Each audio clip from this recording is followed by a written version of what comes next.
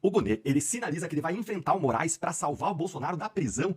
Que história que é essa? É, gente, uma sinalização do Gonê nos bastidores, a sabatina dele lá no Senado tá agitando Brasília e pode representar uma grande reviravolta no destino do Bolsonaro se ela for verdadeira. Bora então analisar isso agora em 3 pontos. O primeiro, como que tá a situação atual do processo contra Bolsonaro, hein? Em segundo lugar, qual que é essa suposta sinalização do Gonê nos bastidores que pode mudar tudo? E em terceiro lugar, eu vou te contar minha avaliação do que eu acho que de fato deve vir a acontecer agora. Bora então direto pro primeiro ponto com essa breaking news que eu vou mostrar pra vocês aqui, ó.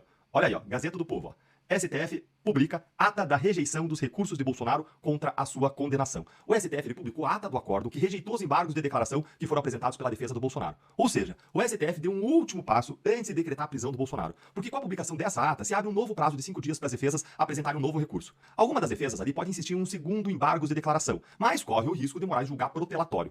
E as defesas elas podem ainda tentar um recurso que chama de embargos infringentes. Moraes pode simplesmente, contudo, não conhecer esse recurso de embargos infringentes de forma monocrática, ou seja, sozinho. Traduzindo, Moraes pode rejeitar esse recurso aí de plano, de imediato, aplicando um entendimento que já ele tomou no caso da Débora do Batom. No caso da Débora, o Moraes decidiu que os embargos infringentes, eles precisariam de pelo menos 2 votos divergentes da turma, e não apenas um voto, como aconteceu com o caso Bolsonaro, que só teve o voto do Fux a seu favor. Embora muito consistente, muito técnico, muito forte, foi um voto só. Aí um levantamento recente do jornal o Globo mostrou que o STF deu um resultado favorável ao réu em apenas 7% dos embargos infringentes que foram apresentados aos ministros em julgamentos criminais desde 2013. Portanto, quando o recurso do Bolsonaro não for aceito, o que a gente já sabe que vai acontecer, o Moraes ele vai certificar o trânsito em julgado, ou seja, o encerramento do caso Bolsonaro, e vai mandar Bolsonaro cumprir pena de 27 anos de prisão.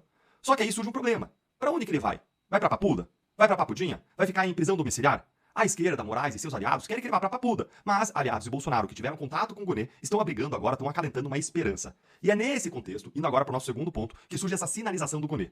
Como PGR, ele não só pode, como ele deve opinar sobre onde o Bolsonaro deve cumprir pena. E de acordo com a revista Veja, não só o Gonê, como também integrantes do próprio governo Lula, presta atenção, gente, não cai da cadeira aí, mas integrantes do próprio governo Lula estariam defendendo o Bolsonaro nos bastidores, o que vai totalmente contra os desejos do Moraes. Dá uma olhadinha aqui comigo, ó.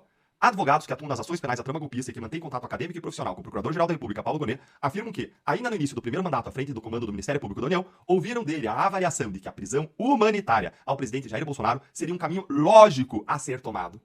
Mas não é só lógico, né, gente? Seria o caminho legal a ser tomado, seria cumprir a lei, já que as condições de saúde do Bolsonaro são notórias.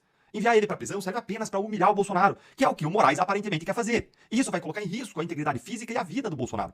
Se o Gonê pedir para que Bolsonaro cumpra a pena em casa por razões humanitárias, ele não vai só estar fazendo a coisa certa. Ele vai estar cumprindo a lei, fazendo algo que não é nada mais do que a obrigação dele como representante do Ministério Público. Afinal, o Bolsonaro ele passou por mais de 7 cirurgias por conta da facada que ele tomou lá atrás na campanha eleitoral, no mandato que ele teve. Então, teve a facada, teve 7 cirurgias, tem uma condição debilitada, de lá para cá a saúde dele só piorou, com crises constantes de soluços, de vômitos, sem falar no câncer de pele que foi diagnosticado